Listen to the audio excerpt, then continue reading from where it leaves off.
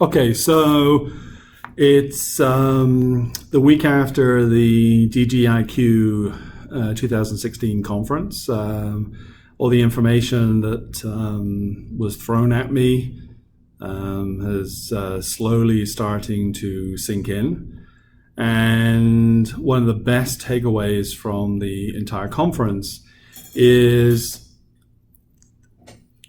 the realization, and I think this has always been the case, but it was certainly vocalized very loudly the past week, and that is that for all the technology, for all the policy and the process that you put in place, putting together a data governance program within your organization, one of the first core elements of making this a reality is understanding the human connection, understanding the disparate groups that need to work together, that they're made up of people. Those people have opinions, those people have concerns, and you can't go into a program and sort of dictate, because as we all know, dictators, whilst they may succeed in the short term, ultimately fail in the longer term, because you get groundswells of resistance and people start sort of looking at why those policies are in place, and if they affect their day-to-day work, then it becomes harder and harder to enforce, because ultimately people need to get their work done. And if your data governance program is seen to be a hindrance to that end goal, i.e. getting stuff done, then it kind of gets swatted away. So yeah, we don't care about data governance because it adds another month, 2 months to our timelines, and we've got to get this done in a month, so can't do it. So part of this is, a lot of this is about how you can facilitate a compromise between those that need to get business applications written, need to get their data analyzed, need to get good results to the business that they can continue to operate in an optimal fashion, against the desires and demands of a data governance program where we're looking at data quality, where you need to follow certain guidelines to ensure that your social security numbers are accurate and that any deduping of records is accurate. So, I mean, the list goes on. But ultimately, there's a conversation between those that fly the flag of governance and those that are in the trenches working for the business. Ultimately, data governance, data quality, accurate and timely information is very valuable to the business. But it does need compromise. It does need to evolve culturally and also person to person. So working with your business counterpart if you're in IT, and working with your IT counterpart if you're on the business side, to come to agreeable terms on how your program can at least germinate and at least can grow into a valuable piece of your infrastructure. Because ultimately that's what it becomes. It becomes the lifeblood, it becomes the underpinning foundation of your business. As we progress further and further into the future, data becomes a very vital aspect of pretty much every business process out there. Without that data, you're guessing in some cases. Data allows you to make better marketing choices. Data allows you to get a better handle on your risk profile if you're in capital markets.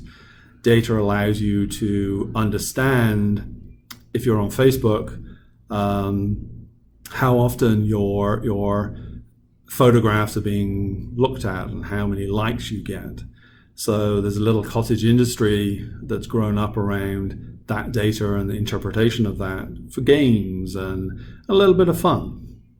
So it's becoming a very, very vital part of any new business, any existing business. So because it's so vital, then it needs to be cherished, it needs to be looked after carefully by custodians that are looking out for the best interest of the organization, looking out for the best interest of each of the different departments. And that can only be achieved through good soft skills, good interpersonal collaboration between teams, and a willingness to understand that the ultimate goal here is the success of the business, not my individual personal agendas. So there's still a lot of work to be done in terms of getting culturally those mind shifts to occur within the different groups. And hopefully, as time progresses, that there will be a shift, and that the realization that data has such value becomes the lifeblood of your organization, becomes, as I've said before, rock solid foundation. As without that, and without the aspect of quality information, any piece of software that you write on top of this becomes rocky if it's built on unclean, unstable or unstable data. So basically my takeaway from the whole week last week is we need to talk to each other. We need to be collaborative. We need to look at our goals and come to agreements. We may not get a perfect result, but a result is better than nothing. Doing nothing is not an option. Moving forward for the success of the business, moving forward to own personal success, moving forward to good collaborative relationships within an organization is ultimately what's going to drive the data governance programs within your organization, within my organization. So, yeah, that's a fairly good summary. There are devils in the details, of course, there always are, but essentially from the 10,000 foot view, just reach out, be nice, understand the needs, understand the pressures of your colleagues. So when they say we can't, then empathize. Take a moment to think, how would you behave in their shoes? And reach out across the IT business divide or across the department divide and learn how to help others. By helping others, ultimately you help yourself.